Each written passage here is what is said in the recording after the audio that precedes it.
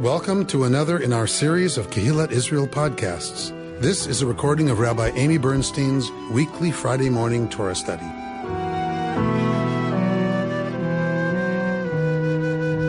We're in the last third of every parsha. Vayelech is the shortest parsha in the Torah, and so we don't divide it into thirds.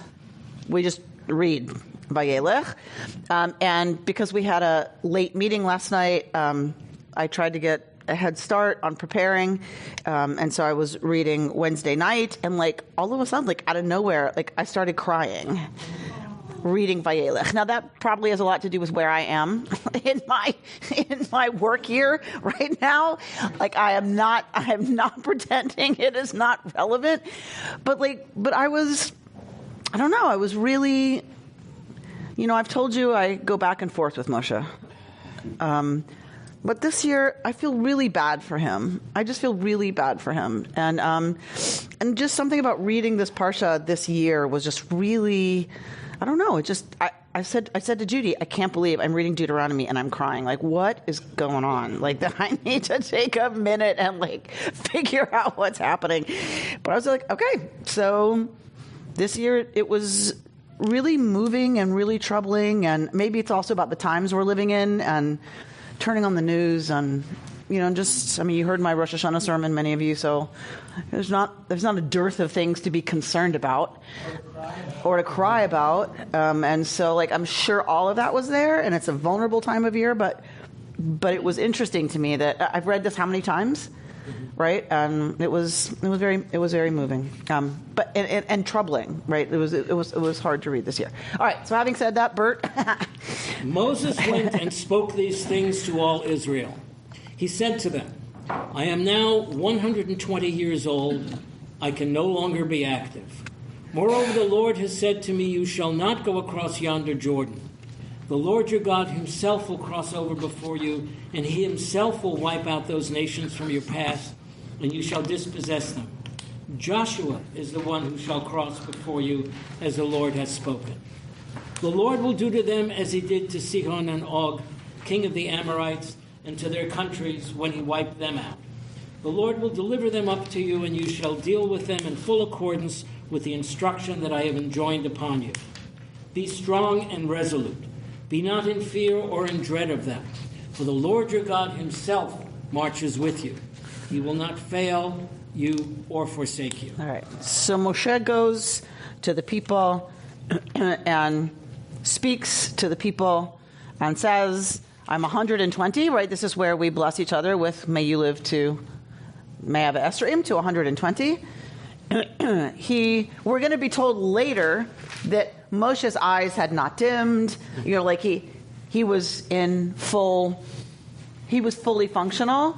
But Moshe's self-assessment here is that he is 120. He can no longer go and come, or is it come and go? I forget.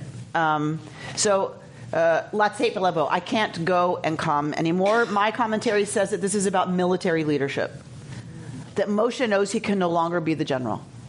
And they're about to engage in a military campaign to take the promised land. So Moshe is saying to them, I can't any longer, at 120, be the one to lead this campaign. And so he says, God is going to fight for you. God will fight with you. God will deliver up to you all of the people who are in the land now, and you will be victorious. And he says to them the same thing he's going to say to Joshua in verse 6, Chizku v'imtzu, be strong, and my translation says resolute, right? Be strong and courageous. This is the key. If you'll recall, with the spies, what happened with the spies? The spies come back. 10 of them have a negative report. 2 of them have a positive report. What happened for the people? What did the people do? Petrified. They were petrified. And they refused to fight. Again. They were petrified again and complained and refused to fight because, oh my gosh, they're too big. We can't do this. And that was a disaster, you'll recall. That was disastrous for the people. And so the people's job is chizku v'imtzu. Be strong, chazak, and show ometz lev, show courage. Like, that's really the only thing you got to do, because God is going to do the rest. And we talked about this, that in the ancient world, people understood that the God went to war, right, on behalf of the God's people. And so it wasn't really the people. The victory wasn't up to the people. It was up to God. The people's job was to trust that Yud-Heh Vav-Heh is the most powerful God, and so will beat up the gods of the Canaanites. Did other peoples believe the same thing about their gods? Yes. So this was common? Common. So in other words, when another people conquered you, you took on their religion because their God won. Yeah. So if their God won, their God was stronger. So why wouldn't you worship the winning God? Like, why would you worship your God who got beat up? Right? So that's why. Pharaoh was a god. Yeah. That whole Huh? story. Bandwagoning in its earliest form. Bandwagoning. Sorry. Okay. So right. So they would worship. So that's how so many ancient religions disappeared, was because once you were conquered, you would take on the worship of the conquering God, and so your religion went away. It disappeared. Right? And so it should have been the same with ancient Israel.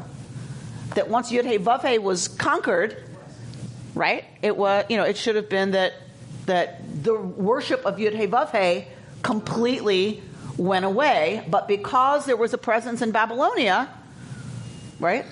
We survived. Well, I think modern leaders, political leaders, took on that practice as well. Whenever there is new elections, or the people start adopting their practice or their success, they open war at some front. That happens in the Middle East a lot when you look into Yeah, right? A lot, right? Exactly. So war, right, is one of the ways you, right, say, okay, this leader or this God or this political, way of looking at the world or this philosophy, it wins, and now it dominates the region. Okay. 7. Then Moses called Joshua and said to him in the sight of all Israel, "Be strong and resolute, for it is you who shall go with this people into the land that the Lord swore to their fathers to give them, and it is you who shall apportion it to them. And the Lord himself will go before you. He will be with you. He will not fail you or forsake you. Fear not and be not dismayed." All right. So again, we spoke to the people. Chizku v'imtzu. Then Moshe calls to Yoshua and publicly announces and anoints Yoshua as the successor, so that there is absolutely no question about who's supposed to lead them. No question. Because in any kind of leadership change, there is a lot of anxiety about who's coming in and who is legitimate and who has a right to lead.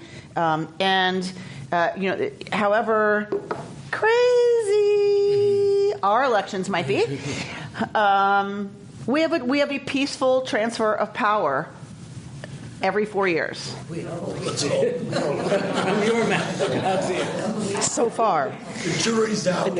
So, right, that is a remarkable thing if you think about it. How long and I know this country is young, I know that. And when we're talking thousands of years, I get that. But remember, Israel was only 100. We're already double that.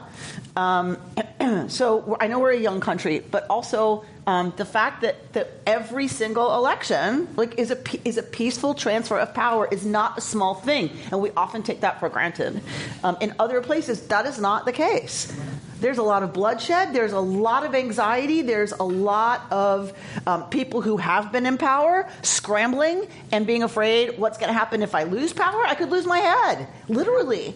Right? I could be killed. So it's a very anxious time, particularly in the ancient world. You have people who take over and then they're murdered, right? They're assassinated. I mean, all over the place. So this is a big moment. Moshe has been the founding leader of this people. He's not just their current leader. He's the founding leader. He took them out of Egypt. He's the one who talks to God. And he's now going to tell them, I'm retiring from leadership. He has to do this publicly. He has no choice.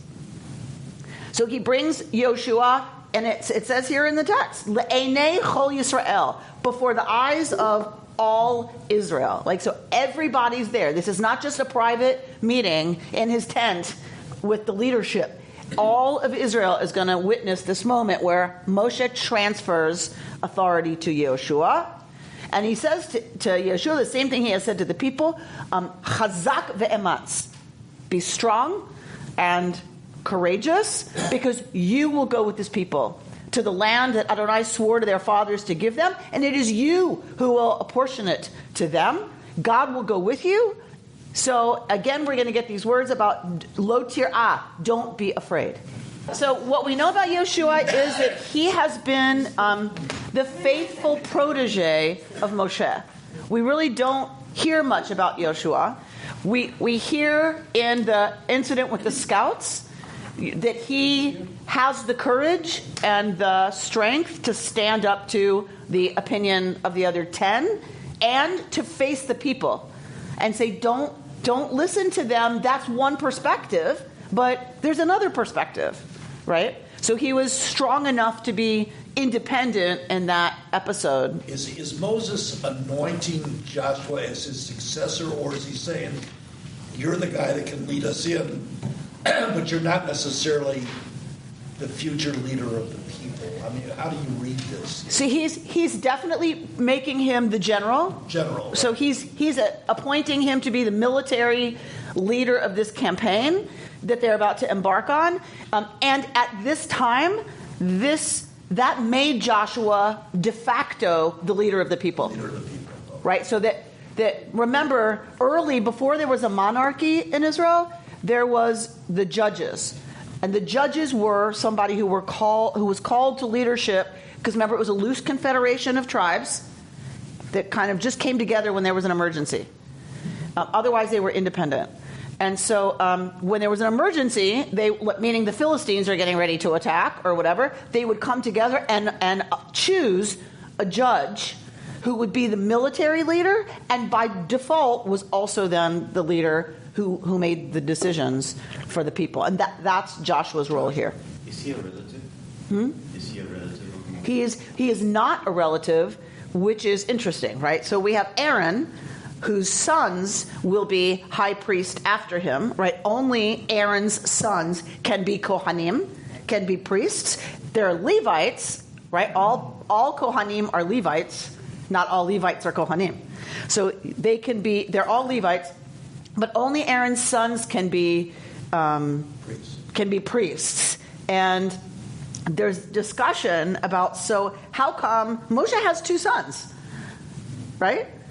So how come Moshe's children, right, aren't even discussed as possible leaders? It's revolutionary. That it seems that Torah is saying the kind of leadership that a Kohen can be taught. You can teach your sons from a young age, here's what you do, here's what you don't do. You use this much spice in the incense. You shecht an animal this way. This is how you dash the blood. Like you can teach what the priests do. You cannot teach what Moses does. What Moshe does, the kind of leader, the charismatic leader that Moshe is, requires something else. And his sons are not even ever discussed as possible leaders. So it's revolutionary in that it's not about, okay, I'm the boss, I'm in control, and so I decide who comes after me. And of course, you want that to be your family. You want them to have those perks. But I don't know. I don't know that Moshe sees it as such a perk to lead the Israelite people, to lead the Jews. But it's also a distinction that Mozart's not the monarch, right, and that God is. Right. So it has nothing to do with the Moses being, misperceived somehow as having a royal type of. So Moshe is God's partner, and it is it is God who decides who the leader's going to be, and there's even a term that it is God. It is that God, the Spirit of God, is on that person, and so it's clear that Yoshua, who's been Moshe's protege, right, is the one that who has the qualities that the people, I was going to say who has the kind of leadership qualities that Moshe has, but that's really not the point, right? The point is Yoshua has the qualities that the people need now, which may be similar to what Moshe has, but also something different. Moshe saying, I can't lead you now, right? It's Yoshua who has to lead you now. They need something else. But it's that quality of leadership that Yoshua has that's different than something you inherit. Moshe's sons, they weren't there in the desert, were they, for 40 years? Were they with them? No, they were here. They were? Yeah. Zipporah brings them. And she never leaves with them. She stays in place. At which point at this point does Moses know he's not also not going to be going into the promised land? Yeah. I guess I can't. God tells him. So Moshe says in verse 2, right? I'm now 120 years old. I can no longer be active. Moreover, God has said to me, you will not cross over the Jordan. So he tells the people that God has... No, it's okay. He tells the people that God told him he's not crossing over the Jordan. God tells him way before this in the Torah. Right. The rock. All right, 9. Moses wrote down this teaching and gave it to the priests, sons of Levi, who carried the ark of the Lord's covenant, and to all the elders of Israel. And Moses instructed them as follows. Every 7th year, the year set for remission at the Feast of Booths, when all Israel comes to appear before the Lord your God in the place that he will choose, you shall read this teaching aloud in the presence of all Israel. Gather the people, men, women, children, and the strangers in your communities, that they may hear and so learn to revere the Lord your God and to observe faithfully every word of this teaching. Their children, too, who have not had the experience, shall hear and learn to revere the Lord your God as long as they live in the land that you are about to cross the Jordan to possess. So Moshe says to them, every 7 years at Sukkot, you're to read this teaching out loud in front of all the people. It's in the singular. You, singular, shall read this teaching to the people. So, right, a big question of the commentators is, who's intended here? Right? Like, who's Moshe talking to? Joshua. Head of every household. Moshe writes down the teaching and gives it to the priests, the sons of Levi, and the elders of Israel, and then says, every 7 years, you, singular, shall read this to the people on Sukkot. So... one of them. Presumably one of them. And read the whole Torah. Well, it says HaTorah. HaTorah, Hazot, generally means Deuteronomy. Okay. Read very interesting. Deuteronomy. We used to do to this day. We do. Well, Right? it says We read men, Deuteronomy. It says men and women and children and strangers, not just men. Correct. This sounds a lot like the Via Haftarah. You shall do this, and that's also individually stated. Yes, but that means everybody. This is Somebody's got to read. Who's going to, right? So either a priest, an elder, possibly the king, right? But the people are to be, remember, this is found under King Josiah, right? So this is written under Josiah, that every 7 years you will read this reconstruction of the tradition. more important than who shall read it is that everybody should hear it. So clearly, right, it's to remind the people, all of the people, that they are to live in line with this teaching. There are children, too, who have not had the experience, right? They haven't heard this, little ones. If they're under the age of 7, they've never heard this, right? Then they shall hear and learn to, right, revere Adonai, your God, as long as they live in the land that you are about to cross the Jordan to possess. What is the relationship between the 7 years here and the 7 years associated with the Yovel?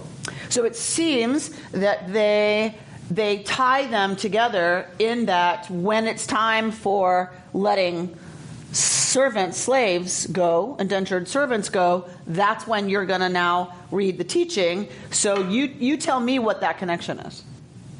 The reading basically is implicit for letting the slaves go and doing the other things that happen every 7 years.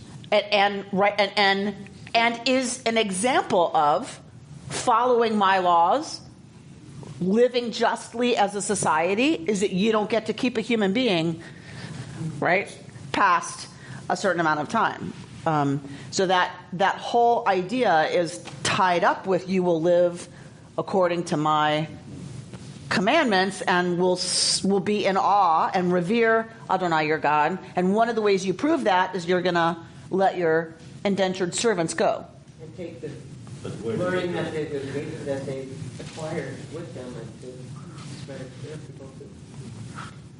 So these are Israelites. But where did they go? Yeah, it's a good question. It's a good question. So Are they being freed or? they are being freed because they are indentured servants. They are Hebrews. Anyone you capture in war, you keep forever. It's indentured servants that are Hebrews who are serving because they were poor. That the playing field gets leveled. You know, you start over again every 7 years, right? Land reverts to who owned it, and indentured servants go free. And so all that stuff happens every 7 years, only for Hebrew indentured servants. So presumably they go back to their family.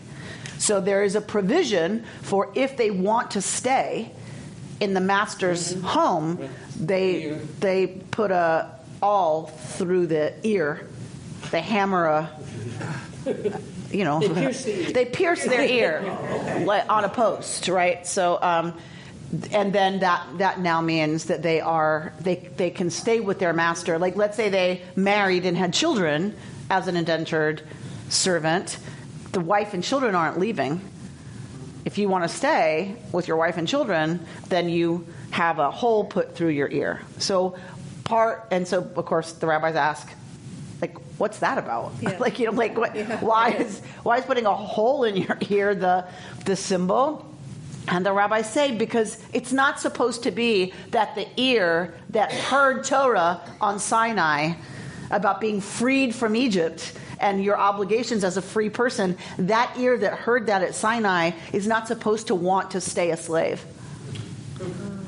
And so the ear is pierced. Every child in the Middle East, especially lower parts of the Middle East Peninsula, they get a piercing in their ear. Really? Yes, it's custom. Boys and girls, they all get a pierce.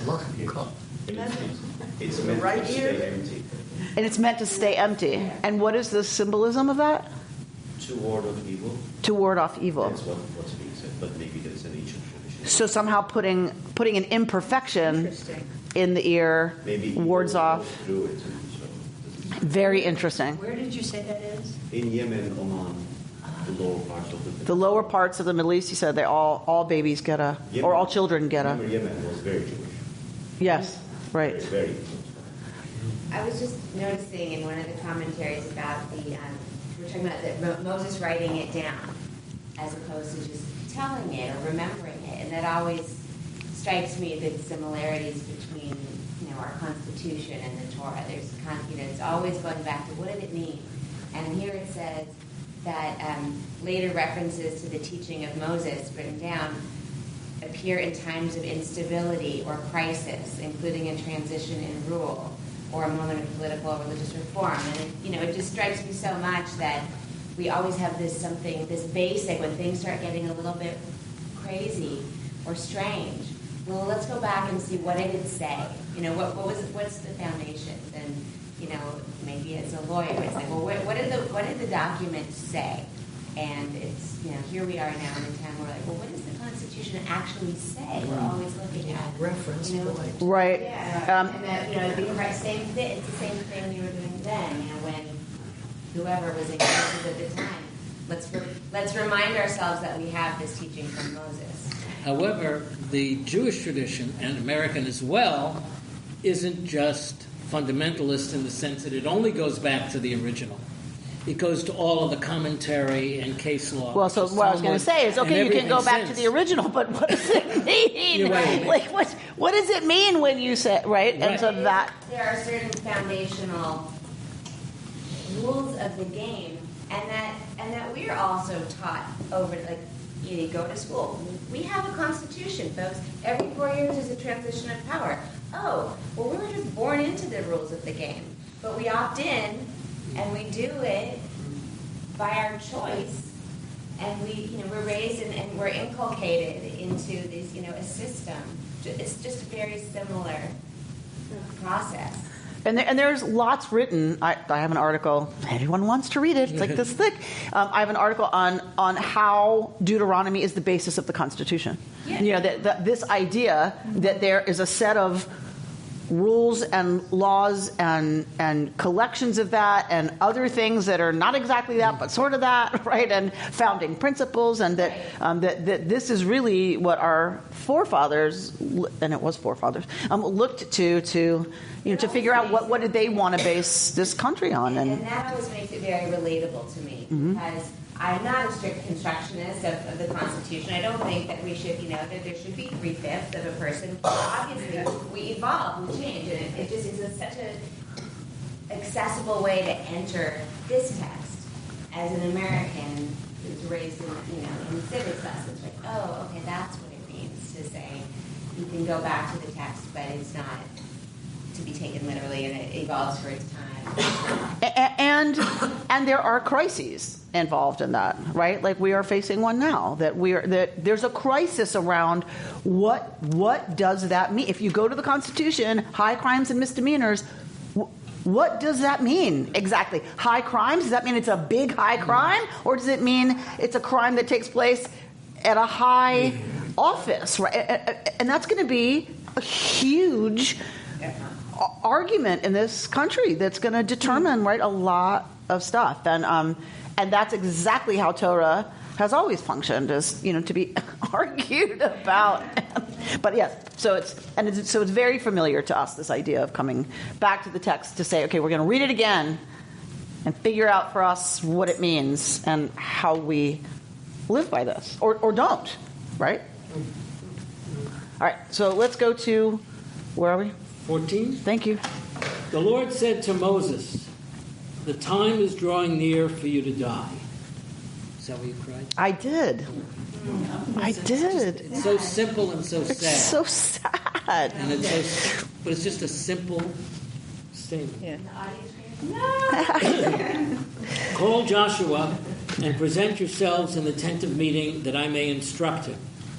Moses and Joshua went and presented themselves in the tent of meeting. The Lord appeared in the tent in a pillar of cloud, the pillar of cloud having come to rest at the entrance of the tent. The Lord said to Moses, "You are soon to live with your fathers." You are soon to lie with your fathers. This people will thereupon go astray after the alien gods in their midst, in the land that they are about to enter. They will forsake me and break my covenant that I made with them. Then my anger will flare up against them, and I will abandon them and hide my countenance from them. They shall be ready prey, and many evils and troubles shall befall them. And they shall say on that day, "Surely it is because our God is not in our midst that these evils have befallen us. Yet I will keep my countenance hidden that day, because of all the evil they have done in turning to other gods. Therefore, write down this poem and teach it to the people of Israel. Put it in their mouths in order that this poem may be my witness against the people of Israel. When I bring them into the land flowing with milk and honey that I promised on oath to their fathers, And they eat their fill and grow fat and turn to other gods and serve them, spurning me and breaking my covenant, and the many evils and troubles befall them. Then this poem shall confront them as a witness, since it will never be lost from the mouth of their offspring. For I know what plans they are devising even now, before I bring them into the land that I promised on oath. I just can't even this year. I just can't even. I just can't. Like, it's so sad. It's like, okay, Moses is going to die. That's sad enough. Like, he's being told, you're about to die. He's 120. Okay, maybe it's not so sad, right, for him at 120. Maybe he's tired. I get that. I've seen people who are ready to die. I understand that, and I hope to God that's my case, is that I'm ready to go when it's time. So I'm not saying that's the only sad thing. He's about to die, and look what God tells him. They're about to enter the land. He's worked his whole career for this moment. And God tells him, you're about to die. And the people that you've raised, that you have schlepped through the Midbar, are going to cross over into the land. And they're going to succeed. They're going to get fat off the land. And then they will betray me. They'll betray the whole enterprise. And then I'm going to have to hide my face, and catastrophe is going to befall this people. They are going to go whoring, fornicating with other gods. And I'm going to have to punish them. I have no choice. This is where I feel like God is an irresponsible co-parent. Yeah. You know what I'm saying? It's like, Moshe's dying. And you, God, feel like you need to tell Moshe what's going to happen to the kids? Like, I know what they're plotting even now. They're going to go to college. They're going to get a degree. They're going to get a great apartment in a great neighborhood. They're going to drive a fancy car and go on fancy vacations, and they will betray me. And then I'm going to have to ruin them. They're going to be home. I will take them out. If this was written in retrospect, right, this is kind of planting the seed for the theme that we're going to see over and over again, that God knew what was going to happen. I mean, later, God is going to say, I will take you back. It's written in Babylon, right? That's written in Babylon. It's post-exilic. I think there's a lesson. Sarah, tell us what you think the lesson here is, please. The lesson is, in no generation are you ever finished. And work remains being accomplished. So don't think you've got it all made. But each generation has to work it out. And I would maybe add to that, and don't feel so sad or disappointed when that's what happens. Because if it happened to Moses, it's going to happen to you too. So when, Or don't feel so bad that you're going to be crushed and exiled, and your children will be murdered. Okay? How can you not feel It's all good.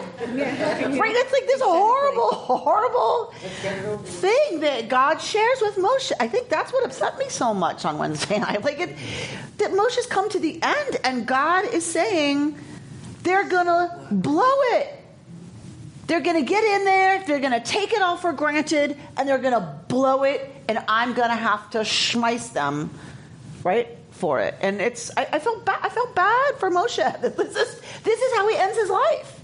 So we have to get to where Bert was talking about, or else I just can't stand it. Same story, Amy, in Christianity, but it's Jesus saying they will betray me. Yeah.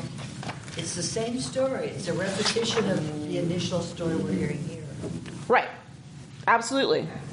Because nothing changes in that sense, right? We remain flawed. One more cycle. And, Jesus will be betrayed, and then Jesus will sacrifice Jesus' self, or God sacrifices Jesus' self, whatever, in order to redeem right, the people in Christianity from their own sinful nature.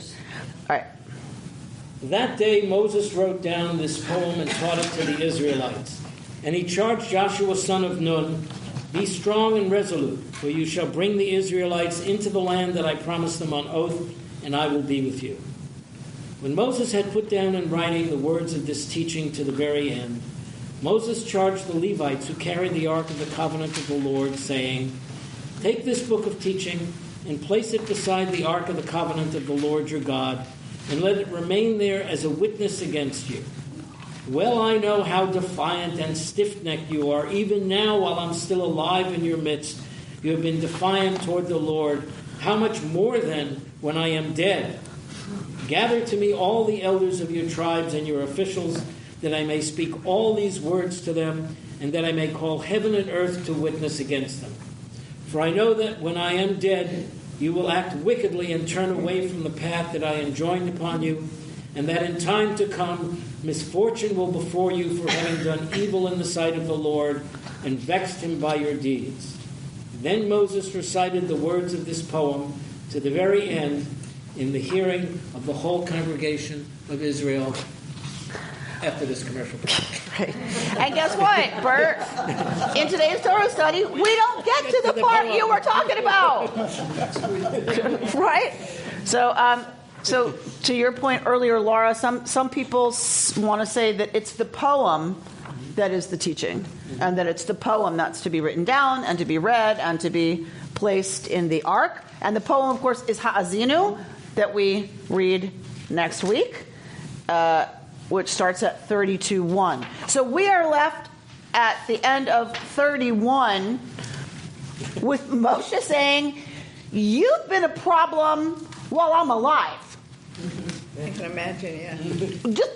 Just imagine when I'm gone how bad y'all are going to be, right? You're going to mess this up so badly, right? So I feel like poor Moshe just got told by God, and what Moshe's going to question what God knows, right?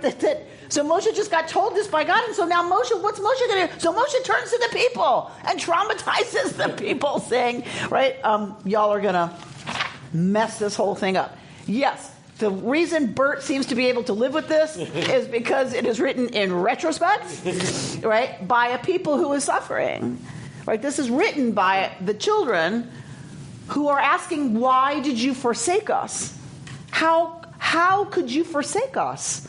It's your fault. Right? And the way that they answer that, the way they live with that, is it was our fault. We brought it on ourselves. Because otherwise, how do you live with the parent that left you? How do you live with a parent who allowed, right, another people to come in and blow up your country? How do you live with that parent? If they love you, how could they let that happen? So these are the traumatized children writing. The only way they can stay in relationship to that parent is, it was my fault. Right? And frankly, I see this a lot. People who want to still love and respect their parents often will say, "But I was a really rotten kid. I was, right? Am I right?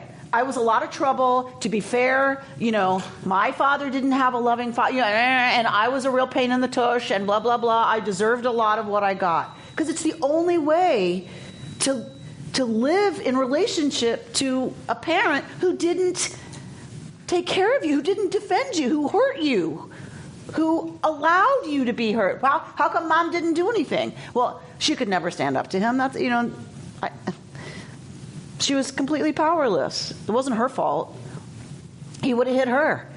But it's like, that's crazy, right?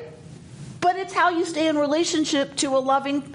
It's the only way you can believe that you are loved by that parent and stay in relationship is if you then take on responsibility for the ways that you were hurt and damaged by that parent. These are the traumatized children. I don't know when you intended to use this poem, but it seems to fit right here. Mm-hmm. May I read it? Please. I I used to mumble many words in the prayer book without much thought, even all-wise, all-good, all-powerful God, until dear Clara was felled by a stroke. She who always did for others, now helpless, shorn of dignity. The contradiction of those words struck me then, forced me to shake my head over and over again, but saying no and saying nothing are not for me. I need to say yes. Yes to a soap bubble afloat in sunshine, to a newborn baby's perfect fingernails, to a child reading a first sentence, to the look of love that lights a face. I do not ask who or how. I just say yes. That is such a beautiful poem. Right?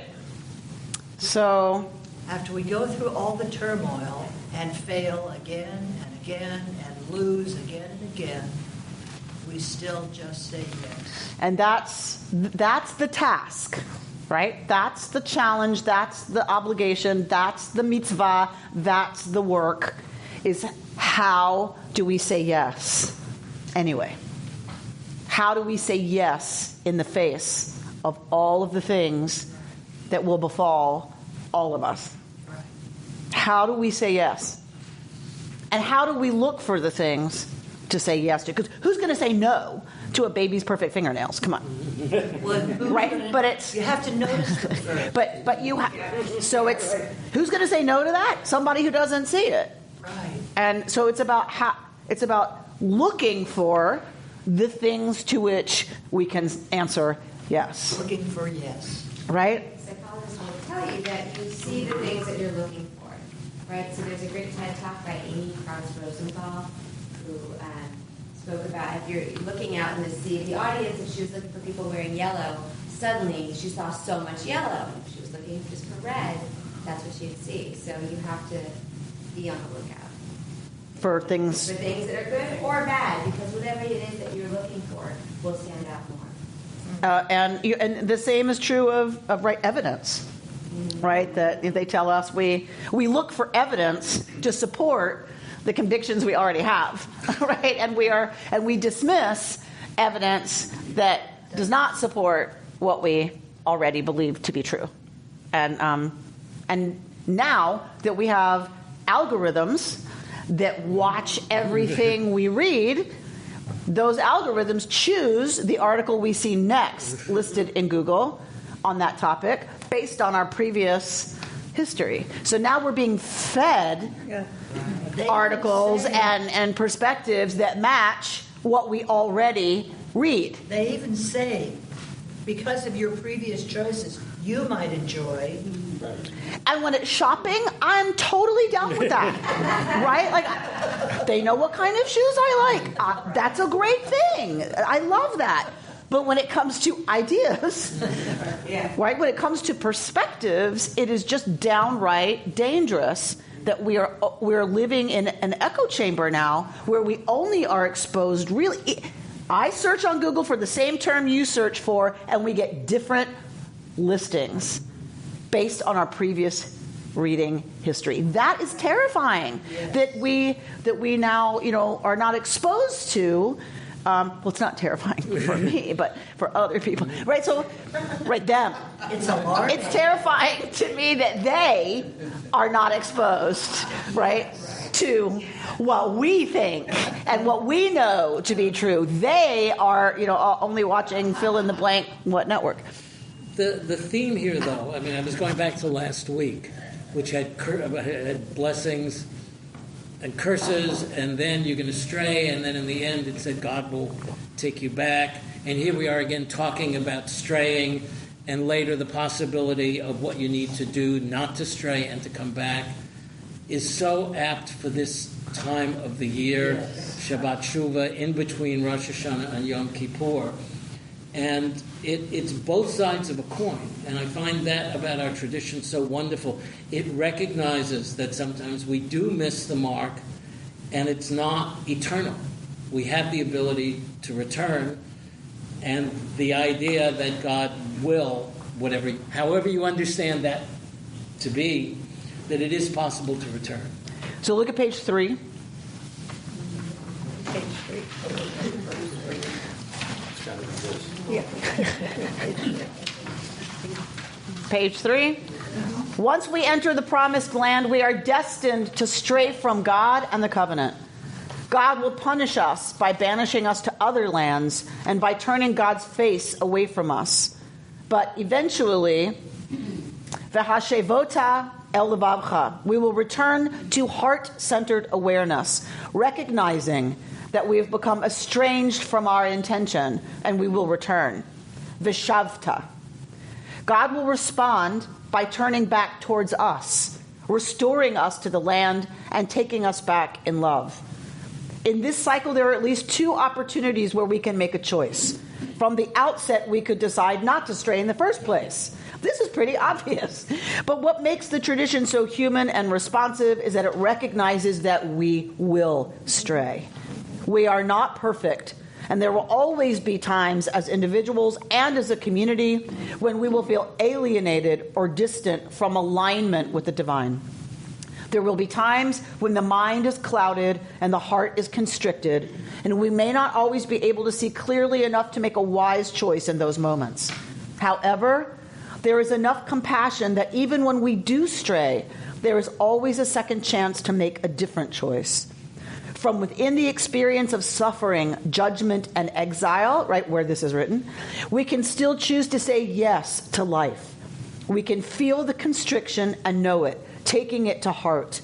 And then we can choose to remember our original wholesome intentions and values and turn towards the possibility that we are still loved. For me, this is what is most critical at this time of year. To Bert's point, we read this on Shabbat Shuvah. The challenge is, can we believe that we are still loved? Because without that, there's no energy or hope for tshuva, for changing. It's when we get stuck in, I have been distanced, there is no possibility, that I am enough, that I have that I am enough, and that I can change, that I am loved already. If we can't start there, there's not a lot of energy for real transformation. And we were learning with Doniel Hartman, who was here in LA, and talking to a bunch of us rabbis, and recently, and he said, it's this odd thing that we start the year, and then 10 days later we have Yom Kippur. You know my theory about it. I've explained it to you that Yom Kippur came before Sukkot, that Yom Kippur is actually tied to Sukkot. But anyway, so what we have is, because Sukkot is not the focus. What we have is we start the new year, we have this big holiday, and then 10 days later, we do tshuva. Right. Like, that's so bizarre. Should it be the other way around? And so he said that he has come to learn that, and it sounded kind of recent, that his insight recently is you have to first get in touch with who you want to be. And until you get in touch with who you want to be, you can't change. That the new year is about really getting in touch with, it's a new year, it's a new start. Who do I want to be? And then you have 10 days, and then you go to Yom Kippur, and it's like, okay, what do I have to change in order to be that Amy? What needs to change? But you have to first know who you want to be, or you can't put in motion all of the things that have to happen to become that person. And so that's starting to make sense to him in a different way. And I think, and this is related to that for me, that I have to believe I'm lovable, changeable, in order to have the commitment to change. Right? If it's just like, if it's a done deal, if it's like, over, then why bother? And I think that for me is often the challenge, right? To start there, that I'm changeable and deserving of forgiveness and love, and that it's possible, truly possible, to be loved into change. Isn't that tremendously hard for the authors who were in Babylonia at the time to take that to heart? I think so. I think it was hugely courageous, right? Yes. I think we don't talk enough about that. I think you're 100% right. It's very insightful that our tradition, this whole business, is given to us by a people who felt like they had behaved in a way that earned them exile. Right? And yet, here we have it. I will take you back in love. Right? There could have been a very different response. Fine, we will be worshiping the gods of Babylonia, thank you very much. Right? Like, we're done with you, Yahweh. Like, where were you? Right? Right? Forget this Yud-Heh-Vav-Heh business. That didn't work out so well for us. But they didn't. I'm trying to put myself into their minds, and if I lived back in those times, I would probably hate myself. I would be a self-hate because of what happens. Because of where we are now. And am I ready to love myself again? Am I ready to change and love myself again? That is the challenge. That remains, I think, the challenge. It's just as hard now. Can we love ourselves? Right? Can we love? I mean, I look around, and maybe this is the other reason I was so upset on Wednesday. You know, it was like, oh my God, Moshe's being told they're going to mess it all up, and you turn on the television, and you go, for real? This is what it's come to? Right. For real? For real? This country, all the people who died to give us our freedom, all the people who died to defend our freedom, all the people who have sacrificed everything to come here and start a new life, to give us the opportunity to be in this country, the greatest country in the history of the world. Really? This is what it's come to? Right? It's like, can we love ourselves? Can we love ourselves as a people? Can we love ourselves as a country? Can we be patriotic enough to believe that we can address this mess, right? That we can live into the ideals of our ancestors? That, right? I think that it is the core question that provides all of the energy for change. And I'm understanding more and more right now. That's my work, is to stay in love, right? To stay in hope and true belief that it's possible to change it. That's where I have to stay, or right? It's all give up. Right. We can't give up. Our choice to return to God is met with God wholeheartedly receiving us back and opening our hearts further. I don't think it is accidental that this passage from Deuteronomy 30 contains 8 repetitions of the verb lashuv, to return. The number 8 is more than the number 7, which often signifies completion. Here we have even more than a sense of completion. We have an overflow of grace and compassion pouring out in our direction as soon as our hearts turn. This practice of returning again and again to our intention and our deeply held values, no matter how far we or our society has strayed, is so important in social justice work. Confronted with suffering that does not seem deserved, operating in a world where confusion, constriction, and hatred dominate, we can still choose life and work to make the world better. It is really a practice of saying yes, as in our opening poem. So our intention for this Shabbat Shuvah is, can we look for the yes this year? Can we look to, and affirm yes this year? Shana Tova. You've been listening to Rabbi Amy Bernstein's Friday morning Torah study from Kehillat Israel in Pacific Palisades, California. For more information, go to our website, www.ourki.org.